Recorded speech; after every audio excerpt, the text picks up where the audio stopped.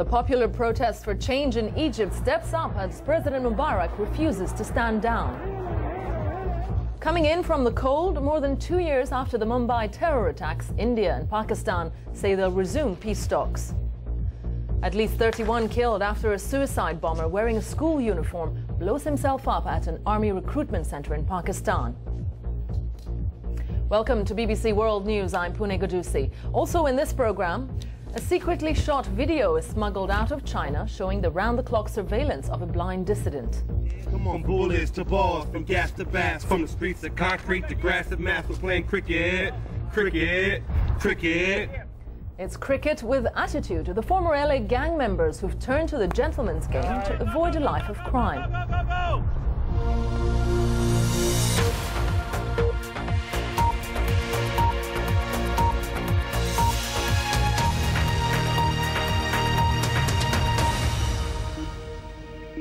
Hello and welcome. Strikes are spreading in Egypt as large crowds gather demanding the resignation of President Mubarak. The Egyptian Prime Minister has told the BBC Arabic service that the president's departure is being considered. This is the scene in the center of Cairo right now, which is again full of protesters, and they now include doctors from the city's main hospital. They're calling for President Hosni Mubarak to stand down. John Lyon reports.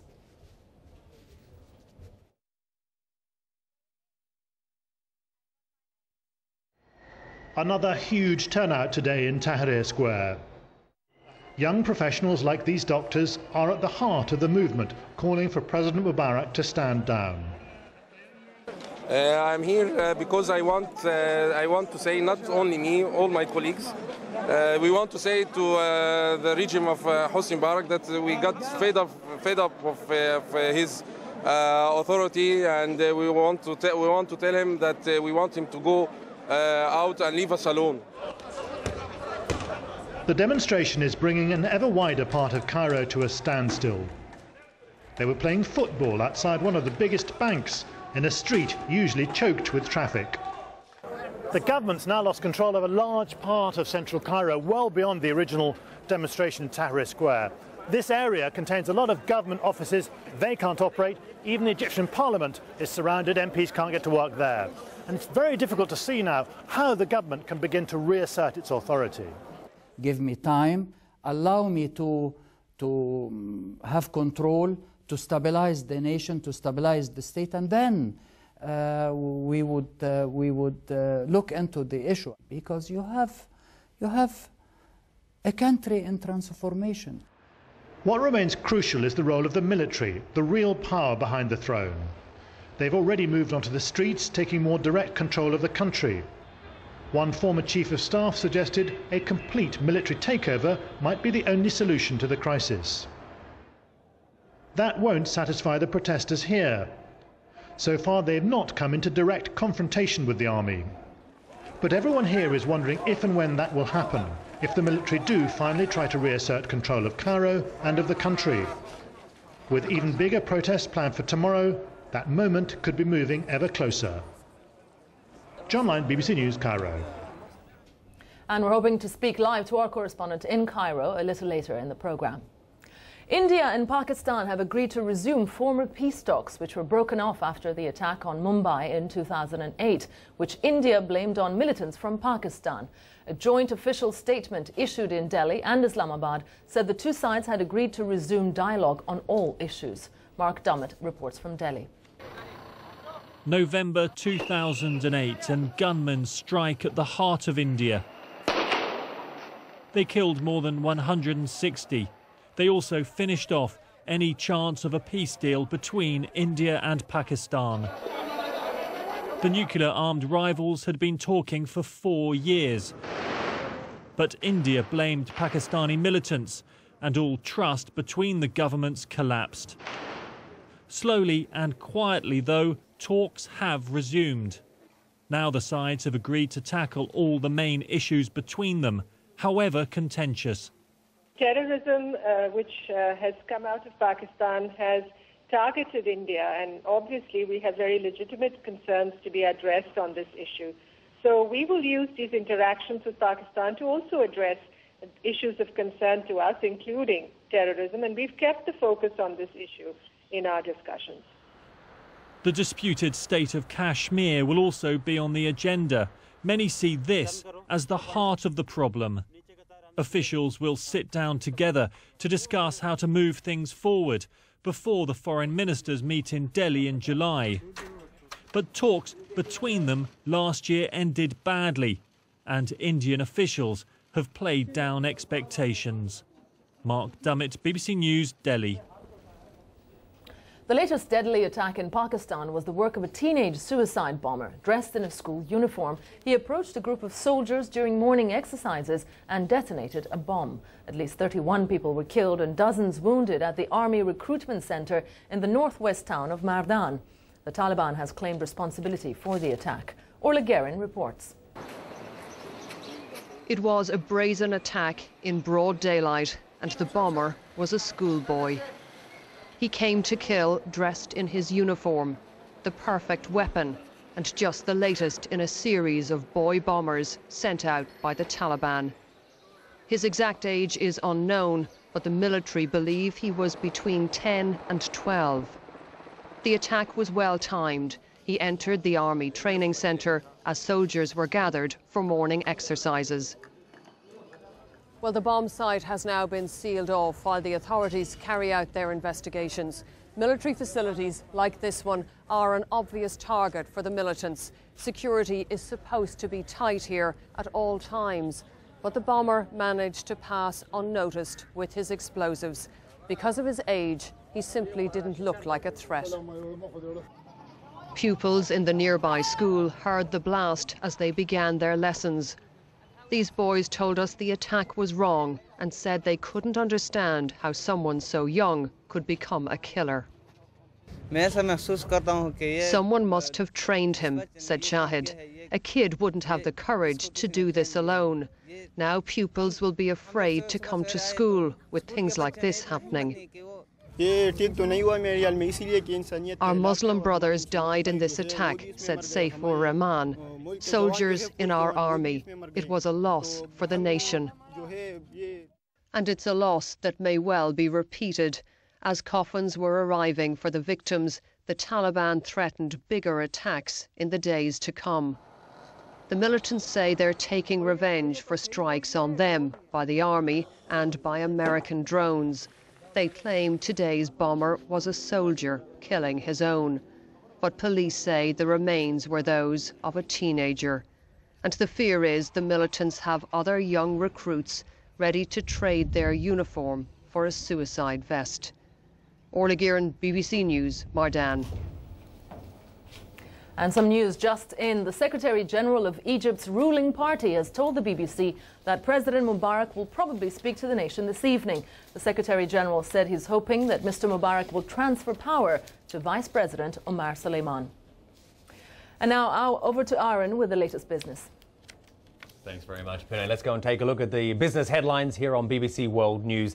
The French car maker Renault has motored its way back to profit in 2010. The company made a profit of $4.6 billion. That's compared with a loss of $4.2 billion the year earlier. The improvement, it's largely being put down to growth in emerging markets and a cost-cutting program. Shares in Air France-KLM have plunged over 10% today. It's after the airline issued a profit warning. The carrier says the recent snowy weather on both sides of the Atlantic, strikes by air traffic controllers and security concerns will mean it'll miss the $409 million profit target for the year. Oil prices have fallen today to around $86 a barrel. It's after OPEC said it raised oil output to a two-year high in January. Meanwhile, the IEA has raised its demand estimates. It expects global consumption to exceed 90 million barrels a day for the first time by the end of the year. And strong demand for coal and iron ore in Asia have provided a boost to profits at the mining giant Rio Tinto. The Anglo-Australian company posted net earnings of $14.3 billion for 2010, nearly trebling the figure from a year earlier. Thank you, Aaron. The commuter plane carrying 10 passengers and 2 crew has crashed at Cork Airport in Ireland. 6 people have died. The accident happened as the aircraft made second attempt to land at the airport in Southern Ireland. Authorities say fire and debris were scattered over a large area. The trial of the radical Indonesian cleric Abu Bakar Bashir has opened in Jakarta before being swiftly adjourned until Monday on a technicality. The leader of the outlawed militant network Jamaah Islamiyah is being tried on terrorism charges and could face the death penalty if convicted. South Korea's chief nuclear envoy Ri Sung-lak has arrived in Beijing for a two-day visit to discuss North Korea's nuclear ambitions. Mr. Ri said he hoped the talks would help to evaluate North Korea's current nuclear ambitions. The visit comes as North Korea's state media confirmed that it will no longer take part in military talks with the South. Carthy's here with the latest sports now, and I hope some good news about Kubica's recovery. Yes, it is. You may remember that Robert Kubica was injured in a terrible accident that happened. It was in Italy. He was in a rally race. He's the Renault driver, Formula One driver, but was taking part in this rally in his spare time. And he is allowed to do that. It's very dangerous, obviously, to do that. But he grew up going in these rallies and has been doing this for several years, and particularly in this one. So he actually had this crash. I mean, you can see the tyre, the pipe that went through all the way through the car. So he had his hand, which was really severely injured, surgery to try and save his right hand. And the dangerous sport that this is, really, you can just see how bad the injuries were. So he's had an operation, but he has been moved now from intensive care to the trauma ward. And I think that the operations so far have gone well. So he's going to be moved into this from the intensive care ward into a trauma ward, and 2 more operations to go on his leg and on his shoulder. But in the next clearly, few days. Yes. So he's in a condition that's okay now to be able to operate again on Friday, and then another operation next week, which could be the last. Thank you very much, Carthy.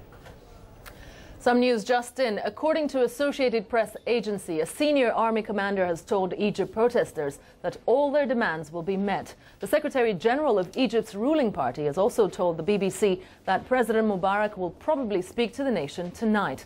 The Secretary General said he's hoping that Mr. Mubarak will transfer power to Vice President Omar Suleiman. These are live pictures in Cairo, and we have Lise Doucette. She has spoken to Badri from the National Democratic Party. Yes, what did he tell you, Lise? Was on the phone. Yes, I just got off the phone from speaking to Hussam Badrawi, who is the newly elevated Secretary General of the NDP, always regarded as a reformer. He said that, and I quote, that President Mubarak will probably speak tonight, and that he hopes he will hand over his powers to the Vice President Omar Suleiman. When I asked him, are you sure he will hand over the powers? He said, I don't have definite information, but he did confirm that the issue is being discussed. Even that is extraordinary, because throughout this crisis, whenever we have spoken to senior members of the ruling party, to military sources, to Western diplomats, they all said Omar Suleiman would not go to President Mubarak and ask him to go, nor would the army chief. So to even say that it's now being discussed shows just how fast things are moving. We have to underline, it's not been confirmed yet. We have to wait and hear from the president, but it underlines again just how unpredictable and fluid this crisis is. And a little earlier, the Prime Minister of Egypt, Ahmed Shafiq, said to BBC Arabic that the scenario of Mr. Mubarak stepping down is being discussed. When could that happen, really? Well, President Mubarak is the sole source of authority here. He is a very powerful president. So I think it is in his gift to decide when he goes and how long he stays. And that has been one of the main essential points during this crisis, is that everyone has talked about a stubborn president, a proud president, a president who told the nation he had to stay on to keep this nation's stability, that he wanted to stay and to die in his own country. He would have to have made the decision that the time was right for him to go. We're getting the greatest sign we've had since the beginning that is possible. Have to wait and see whether indeed it's confirmed. And I should underline, it comes when there is a lot of talk here about a huge protest tomorrow. Yesterday, I kept meeting people, and today as well, saying that their friends, their relatives were flying into Egypt. They wanted to be here for the protest on Friday. We've seen more army on the streets. I've also come back from one of the far outskirts in this sprawling metropolis, and to find out how it was being affected by these protests in the center of Cairo, and found even there were protests outside the petroleum ministry, people protesting about their conditions of work. So it's not just young people in the square or even Egypt's from all walks of life in the square. This protest is spreading. And from what we're hearing now from the senior politicians, it does sound as though it is giving pause for thought. And as we can see in those live pictures right now from Cairo, Tahrir Square, people are still gathering on the streets. I assume this bits of news that you just told me is something that those people have not heard yet. You know, the news is already spreading. This is a very connected society, and the internet services are up, the mobile telephones are working. The young generation in particular is very much connected on Twitter and Facebook, and this has been going like wildfire across Twitter in the last half hour. So they will have heard. We've already heard some comments from some of the protesters saying it's not enough. Omar Suleiman has been the right-hand man of President Mubarak for decades. They're very close friends. They've worked together. The intelligence chief has been very much part of this regime.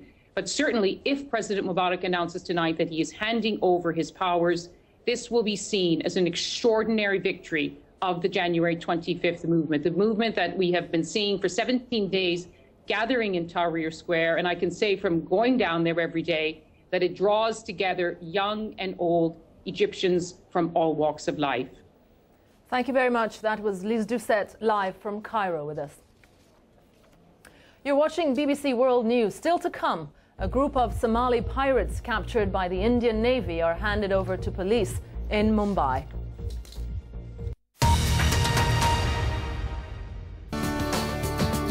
Thousands of major corporates, individuals, expats and intermediaries have trusted Okra to create tax-efficient structures to maximize corporate and private wealth. Okra Worldwide.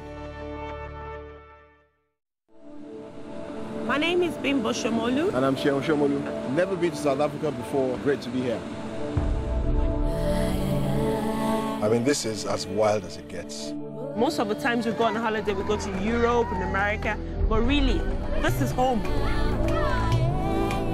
Here you have diversity in everything.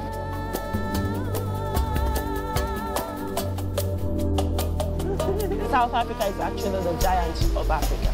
They can rival any Western nation on the globe. Wow.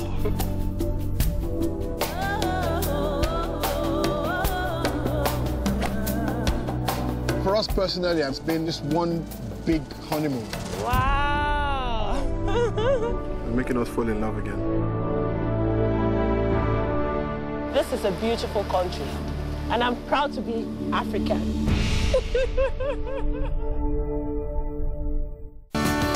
Okra Aerospace provides globally for the acquisition and sales of private jets and helicopters. Experienced, professional and discreet delivery of the perfect solution for you.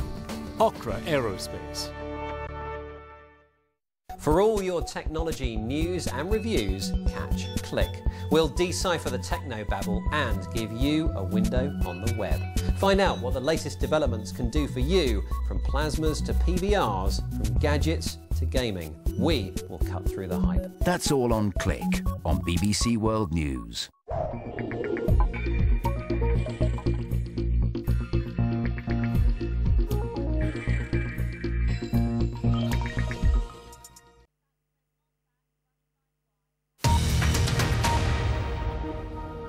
This is BBC World News. The headlines. The Secretary-General of Egypt's ruling party has told the BBC that President Mubarak will probably speak to the nation tonight. India and Pakistan have agreed to resume formal peace talks, which were broken off after the attack on Mumbai in 2008. Let's get some more from Egypt now, and I'm joined live by Paul Adams from Cairo. Paul, very important developments happening in the past few minutes. What more can you tell us? Well, it's hard to know whether they're developments or rumours at the moment. Now, you just heard from Lise Doucette, word from President Mubarak's party that he's expected to make some kind of announcement tonight.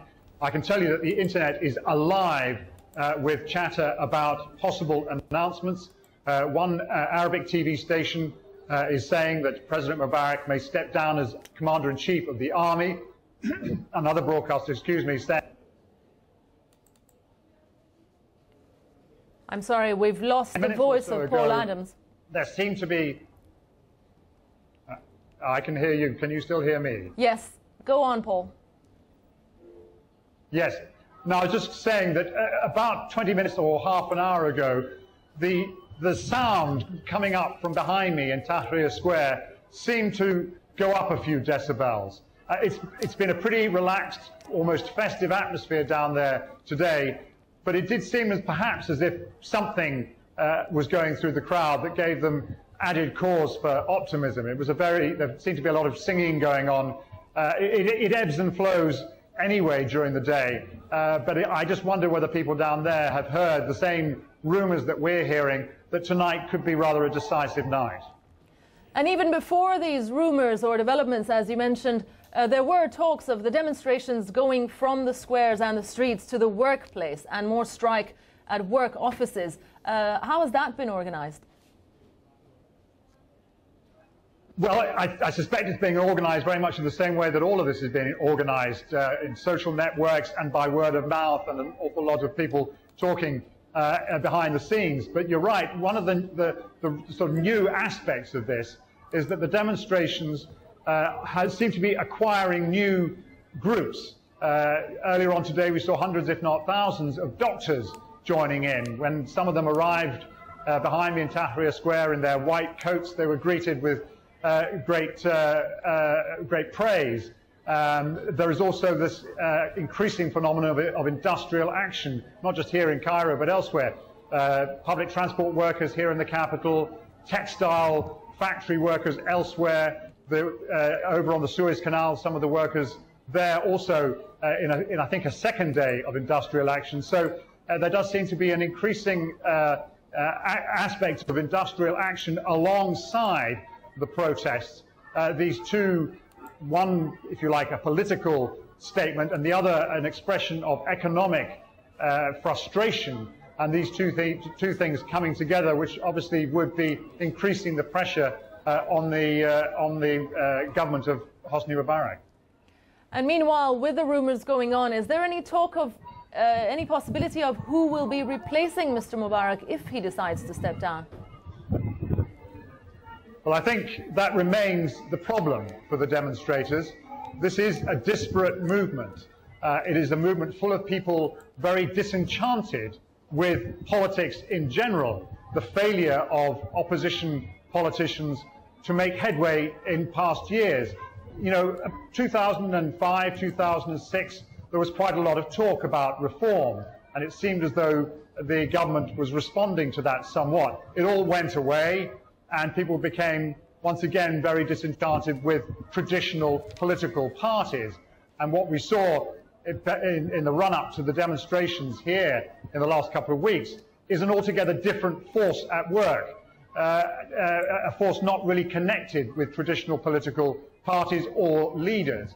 And that is both the strength, because it has meant that different people with different outlooks can come together in a common statement of purpose, but it is also a weakness because it has not yet thrown up viable figures who could lead Egypt in a post-Mubarak era, and that will continue to be an issue for a long time to come, I suspect. But there have been talks by the Vice President, the Prime Minister Ahmad Shafiq, of the scenario of Mr. Mubarak stepping down being discussed. But he also said, we don't know if that will be a good thing or a bad thing. What do you think that means? Well, I think we're hearing a lot of rather mixed messages from figures in positions of authority. You know, we had yesterday this kind of heated exchange by proxy between the Egyptians and the Americans over what the Egyptian government is regarding as undue pressure being brought to bear by the White House. We've also heard dark warnings from the foreign minister of the possibility of a military coup should adventurers, to use his word, try and push the pace of reform too quickly. And so, on the one hand, a sense of the regime digging in its heels, resisting the calls for change, or at least resisting the calls for the kind of pace of change that the people in the square behind me want to see. And on the other hand, some suggestion that that things are changing. Thank you, Paul Adams. I'm sorry to cut you there, but we have to go live to the Egyptian state TV and see what's going on there. And I would like to read the statement number 1 from the Armed Forces High Council. Stemming from the responsibility of the armed forces and in recognition of the respect of the people and in consideration of the interests of the people and in preservation of the safety and security and the achievement of the great people of Egypt, its property, stressing the legitimate demands of the people. Today a meeting took place, today Friday 10th of February, a meeting took place by the High Council of the Armed Forces to study the situation in the country and has decided to keep the meeting open to discuss what measures should be taken and reform, and so that to preserve the nation's achievements.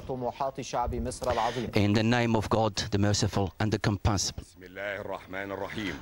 Statement number 1 from the armed forces, stemming from the responsibility of the armed forces and its desire to protect the people, its security and the safety of the citizens and the nation and the achievement of the great people of Egypt, and stressing the legitimate demands of the people.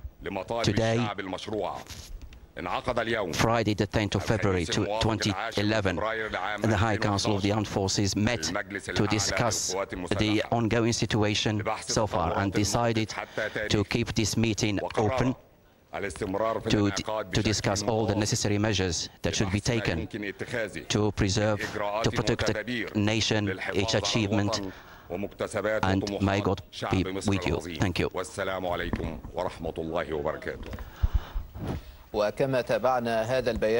And this statement stresses the need to preserve the safety and security and safety of all the citizens. The armed forces has always stressed its role and played its role, and it's following situation minute by minute and the ongoing development until further notice.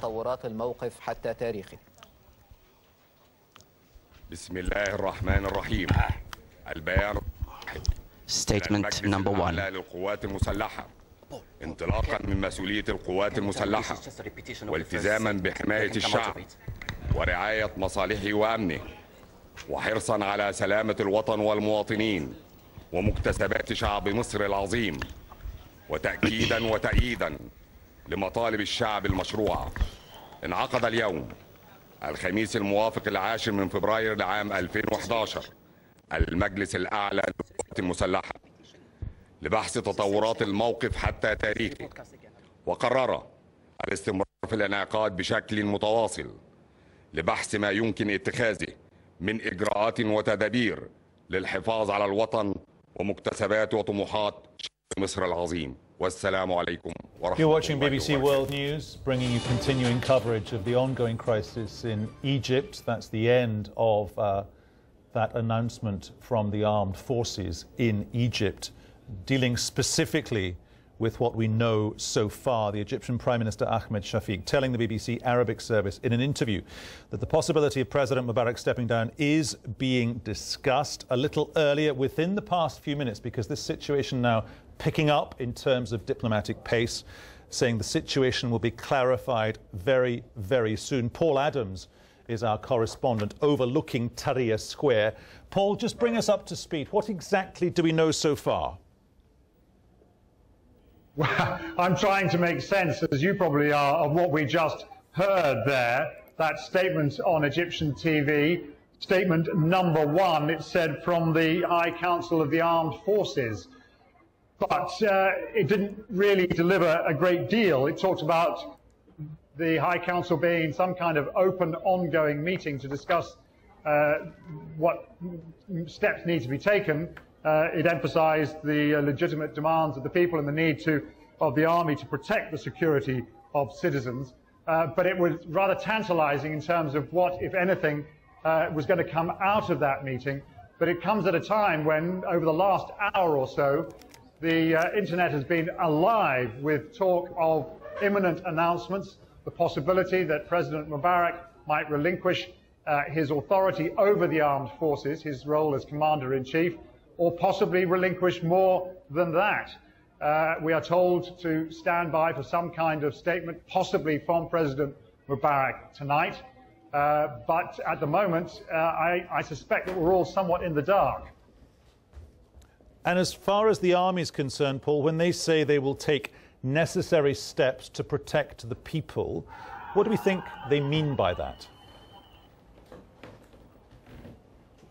Well, that, I think, is the absolutely key question. I should just say, as you were asking that question, a huge cheer went up from Tahrir Square behind me. Don't know what it was about, but there does seem to have been a somewhat elevated mood there over the last 45 minutes or so. But the role of the army is critical. That has been recognized by all outside observers. We know that the Americans have been talking on a daily, possibly even an hourly basis to senior figures in the military, emphasizing their primary responsibility for preventing any further bloodshed surrounding these protests, and heaping praise on them, almost daily praise, for their role in ensuring some kind of stability at a time of great uncertainty. So I'm sure those messages will still be being delivered to the military, and whether the military has decided that the time has come for it to do more than merely stand by, watching and guarding, that is very unclear. An Egyptian army commander, Paul, called Hassan al-Rauni, telling protesters in the square where you are that everything you want will be realized. Now, I'm extrapolating here, Paul. I think maybe that is what led to the cheer that you were talking about. They're also talking as well, he's being quoted by American TV as saying that President Hosni Mubarak will hand over sometime very, very soon. What happens to Hosni Mubarak once that process kicks off? I think, like almost every stage of this, that is an unknown. Let us just imagine for a moment that he is going to relinquish some or all of his authority, and it will be important to see exactly what. Is it just his authority over the military? Is it something broader? But where does that leave him? Will he somehow depart the scene? Will he leave the city? My feeling, my hunch, and it is no more than that, is that he still wants to stay here. It may be that he has acceded to the demands of those that he should become some kind of a figurehead, but without any actual authority, and that all authority will effectively be in the hands of his vice president, Omar Suleiman, appointed less than 2 weeks ago, and those around him. Now, in effect, some of that has already happened. Omar Suleiman clearly is the person on whom much revolves and depends. But until now, Hosni Mubarak remains in office with all the power and authority that office offers him.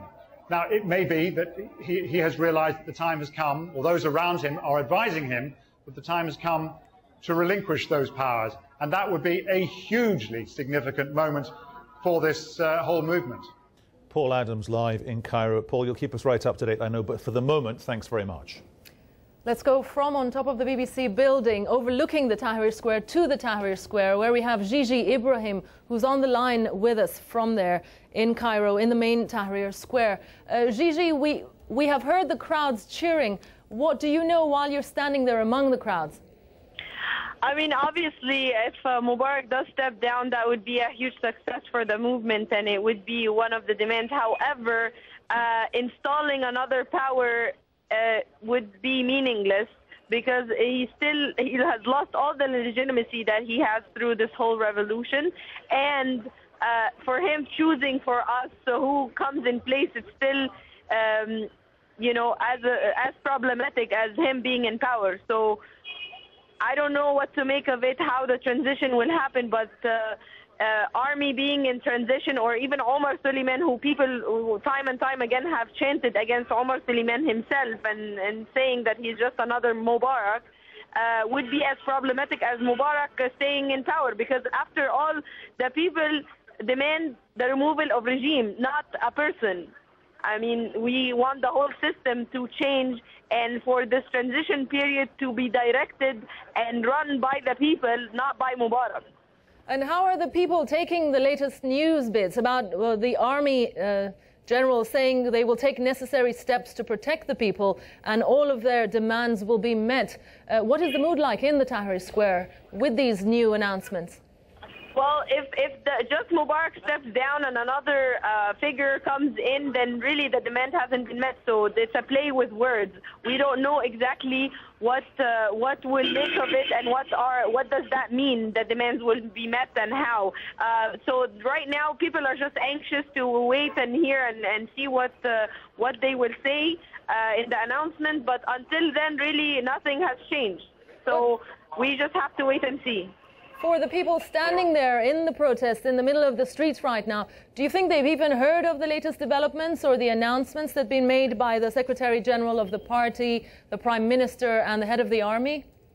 Yes, they've heard. I mean, we have announcements and we have people talking to one another and getting phone calls and everything. So people know what's going on and we're just waiting to hear what to make of it and decide on if really this is what our demands met, or it's just another play with words giving us some concessions that we've asked years before and really are meaningless at this point.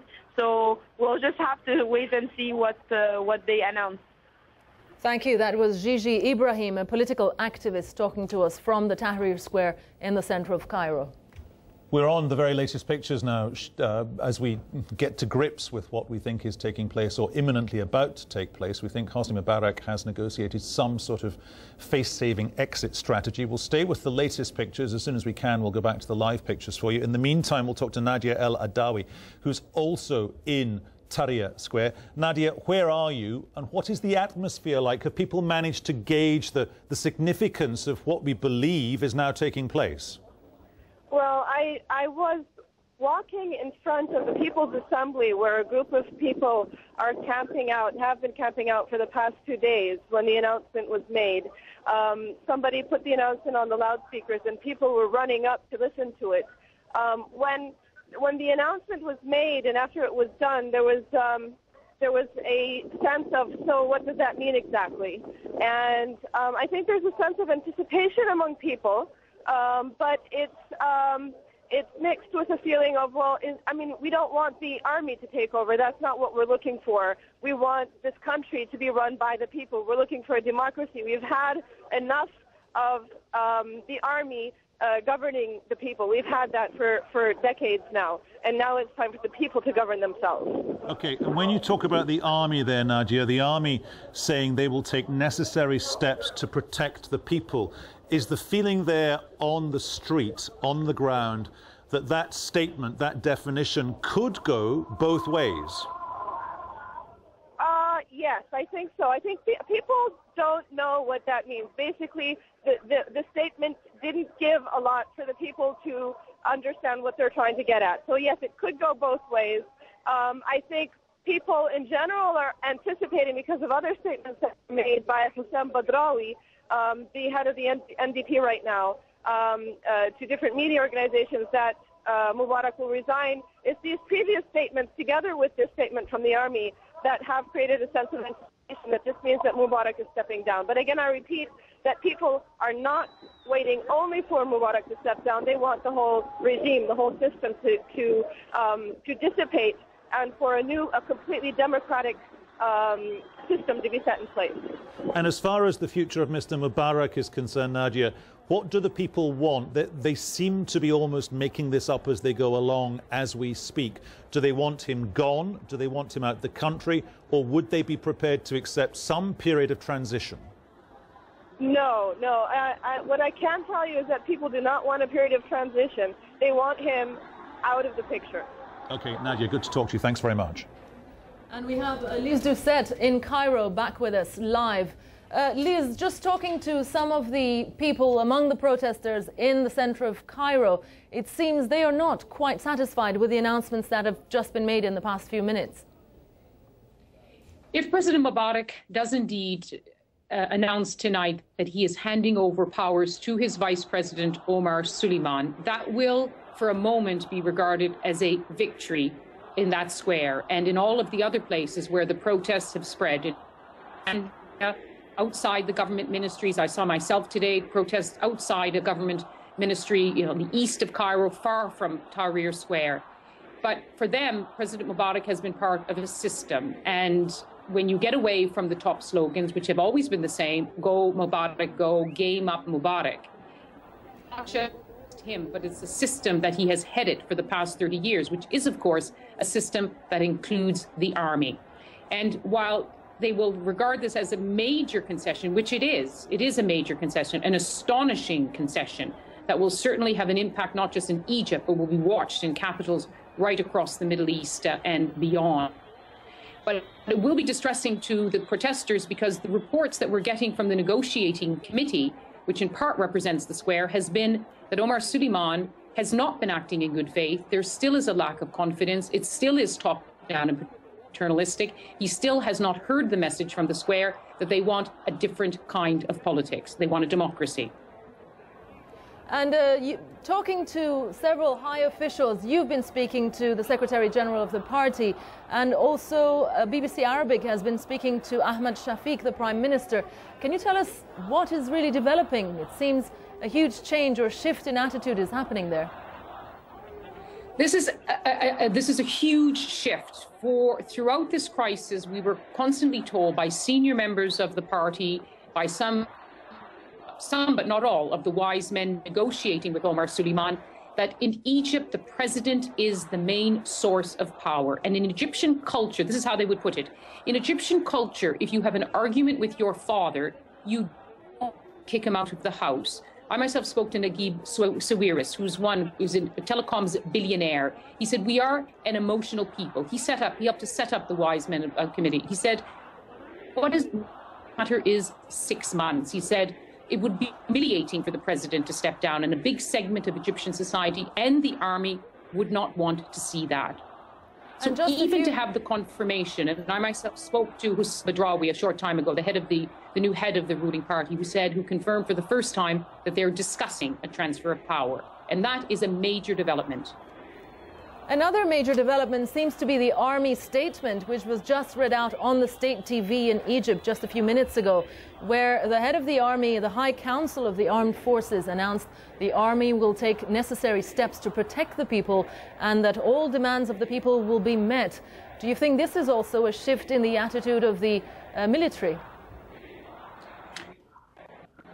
The army has played such an interesting role throughout this because, of course, Egyptians watched what happened in Tunisia, where the army clearly sided with the protesters insofar as they made it possible for the President Ben Ali to leave. The army chief went into the crowds. He said, I will not fire on the protesters. But the Tunisian army is a small, professional, apolitical army.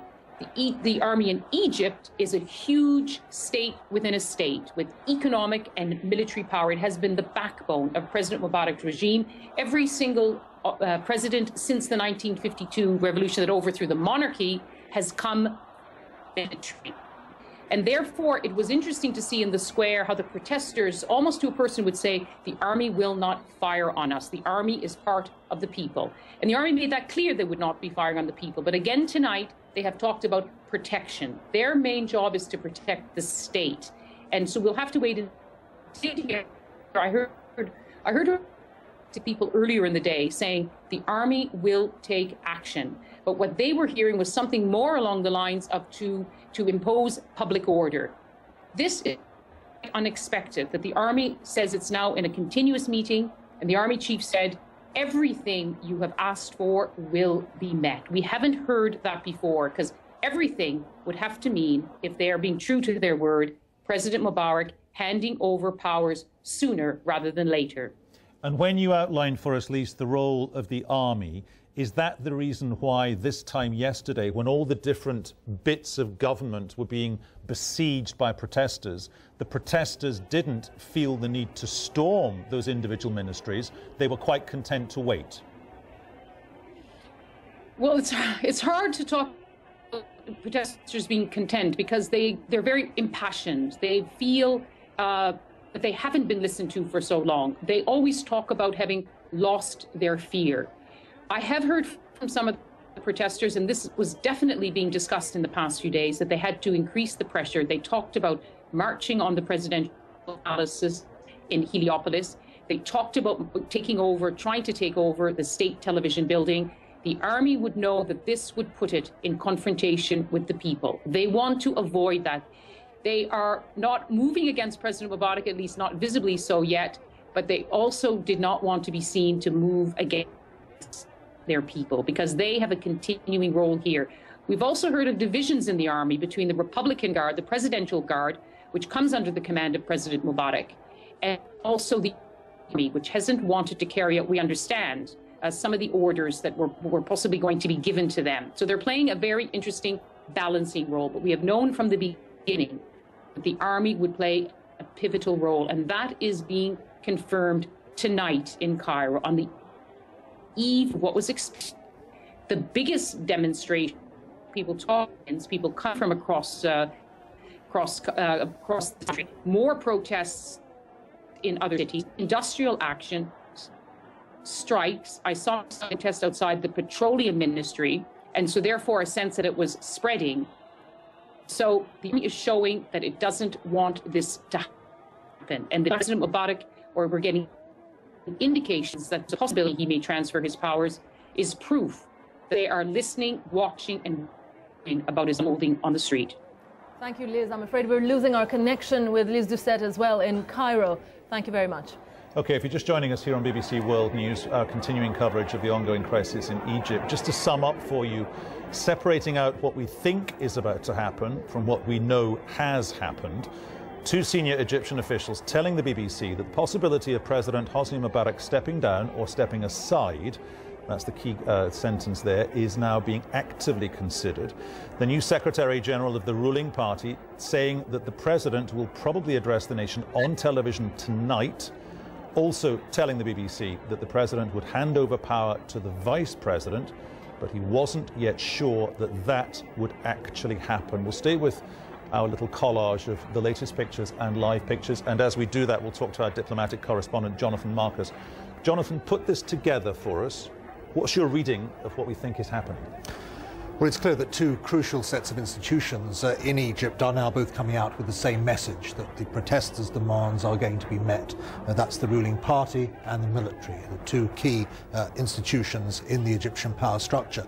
I think it's interesting because we've seen a lot of pressure from both inside Egypt and diplomatically from outside on President Mubarak. Not so much simply, I mean, clearly the demands in Egypt that he should stand down now, but demands particularly from outside that the process of change has to get underway, that wasn't happening fast enough. I think perhaps the Egyptian system has tried to pursue the option of hanging on, hanging in there with President Mubarak at the helm. I think they've realized now, because of the popular pressure from the streets of Cairo and elsewhere, that that is simply not tenable. They've realized that from outside the country there are growing demands for fundamental and significant transitional change. And I think because of those two sets of pressures, but enormously and overwhelmingly the pressures from the streets inside Egypt itself, it looks now increasingly as though Mr. Mubarak is indeed going to step down. And during that process, at what point did those two bits of the state talking to each other, when did that turn into being critical mass? I think relatively recently, because if you think back just a few days, it looked as though the number of protesters turning out was diminishing somewhat. It looked as though perhaps President Mubarak might have been able to tough it out. But I think it's quite clear that the steps that were taken, he himself saying he wouldn't stand again, his son saying that he wouldn't put himself forward for the presidency, the meetings with various opposition groups, none of that was really seen as addressing the fundamental problem. And I think that's the crucial thing to remember here. I mean, this is a significant moment. The leader of the most important, arguably, Arab state being forced to stand aside, we believe, and we expect that to happen because of popular pressure. That is a huge event. But having said that, Mr. Mubarak is essentially a critical political symbol. It's not simply his departure the Egyptian people want. They want a true democracy. And really, in a way, once he does stand aside, if that is indeed what happens, the real story then begins at that point. What processes are going to be put in place to begin this transition? Is it going to be real? Are the protesters who waited for this day going to have their demands met? What will be the timetable? What will be the calendar?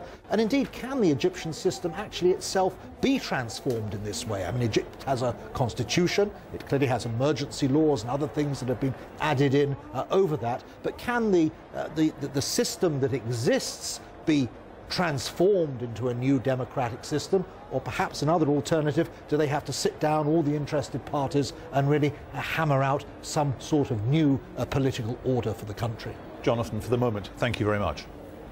A quick recap of what's been happening in the past few minutes. The Secretary-General of Egypt's ruling party has told the BBC that President Mubarak will probably speak to the nation tonight. The Secretary-General said he's hoping that Mr. Mubarak will transfer power to Vice President Omar Suleiman. Earlier, the Egyptian Prime Minister Ahmed Shafiq told BBC Arabic service in an interview that the possibility of President Mubarak stepping down is being discussed. Large crowds of protesters have closed down a huge area of the capital, Cairo, and strikes have spread across the country. Hundreds of doctors joined the demonstrators in Cairo's Tahrir Square. Workers in public transport, the petroleum industry, textile, steel and telecommunication are also reported to have staged protests and strikes. In the last half hour, Egyptian state television broadcast this message. The responsibility of the armed forces and its desire to protect the people, its security and the safety of the citizens and the nation, and the achievement of the great people of Egypt, and stressing the legitimate demands of the people. Today, Friday the 10th of February 2011, the High Council of the Armed Forces met to discuss the ongoing situation so far and decided to keep this meeting open to discuss all the necessary measures that should be taken to preserve, to protect the nation, its achievement, and may God be with you. Thank you. And this statement stresses the need to preserve the safety and security and safety of all the citizens. The armed forces has always stressed its role and played its role, and it's following situation minute by minute and the ongoing development until further notice.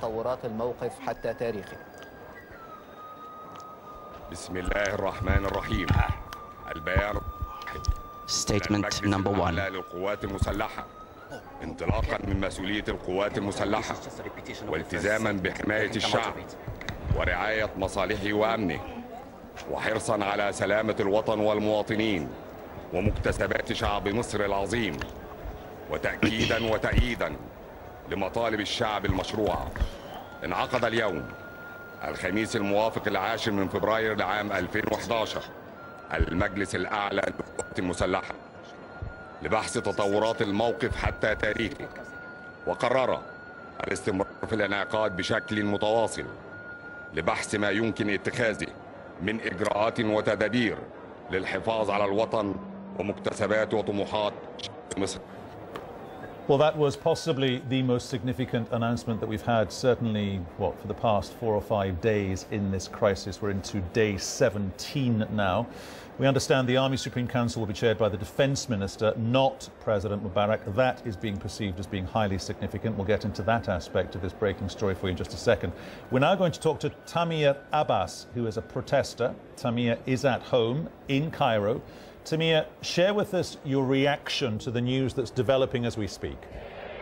The people are expecting President Mubarak to resign from his post and to hand over his responsibilities to Sami Anan. I don't know his title in English, but Sami Anan is the second in command. Because I think that we don't accept the Minister of Defense because he's one of the old systems. So hopefully President Mubarak gets wise and finish this thing once and for all, and we can celebrate. Okay, what's your definition, what's your take on the Defence Minister, Mohammed Tantawi, and not President Mubarak chairing the Army Supreme Council? I expect what we hear now is the army is split between officers in the army are split between those who want to support what's going on in the streets and those who are in favor of the army should remain unbiased. Okay. I think this is why they are convening now, and I think it will be resolved very shortly. However, Tantawi is not at all accepted from anyone in the square because he's part of the old system, the old regime that we want to get rid of. Okay, if he is part of the old system and the army is now split, is that potentially quite a dangerous situation? No, it's not dangerous because the people who are split, they all agree that people should be that Egypt should be stable, and the people who are the two teams who are split, they are split between to remain unbiased or to be with the people. So it's not a danger at all. We don't see it as a danger. Okay, when you talk about Egypt being stable, in an ideal world, fast forward for me, Tamir, in a month or 6 months, what would that mean for you? For me, not more than 3 months. But I expect that the new council who is going to head things, if they just move forward towards changing the constitution, as well as announcing removing all, just announcing a roadmap to our demands, I think everyone will go home and all the square will just go home and celebrate. Okay, a roadmap to your demands in 12 weeks' time. What would you accept and what would you not accept? I think I would accept that a deadline for changing the constitution should be announced, as well as we shouldn't forget our martyrs. The government should announce quick prosecutions for all the old regime who are prosecuted now. They should announce and they should announce going after the President Mubarak. We need all the money that we hear about. Prosecution. So you or your colleagues or your fellow protesters, you really want a situation where Hosni Mubarak is what, put on trial in Egypt or someplace else? It doesn't matter, but we want our money back. Okay, you want your money back. What else do you want?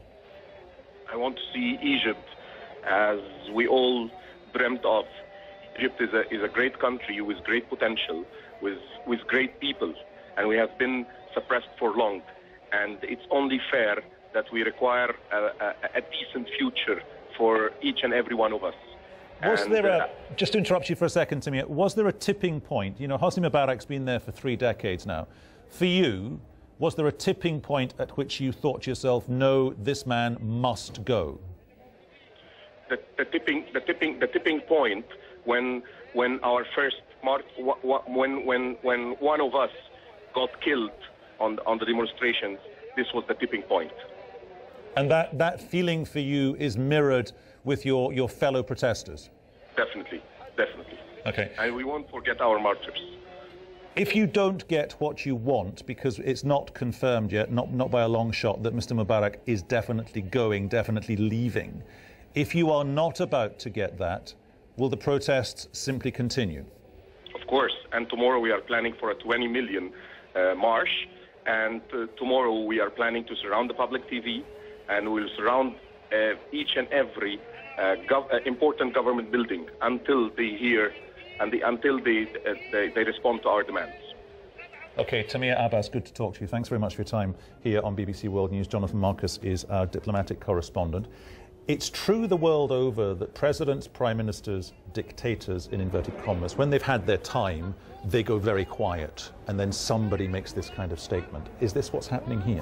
Well, if this is Mr. Mubarak's moment to be ushered out of history, as it were, it certainly is beginning to look like that. I think that you've got to remember that whilst, of course, there's this huge popular desire for democratic change from the grassroots in Egypt, equally there are many, many groups, and the army is the most powerful of them, who are intimately bound up with the current regime and clearly do not want to see all their privileges and their prerogatives and so on disappear. And I think that is a crucial point to bear in mind here. If Mr. Mubarak does go, who is he going to hand over to? If it's the Vice President, Omar Suleiman, He is a man the West knows very well. He's even more Mr. Mubarak in some ways than Mr. Mubarak. He's the security figure who the West, who Israel and others have been dealing with for many, many years now. Is he the person who can put in train the processes of transition that ordinary Egyptians want? We don't know. But I think once, if indeed this is the case, Mr. Mubarak is off the scene, then clearly, as you heard there has to be a roadmap. I think that's a very good way of putting it, a roadmap of the sorts of changes that have to be seen with a timetable that have to be implemented quickly. Jonathan Marcus, our diplomatic correspondent, with your take on what's happening in Egypt. For the moment, thank you very much.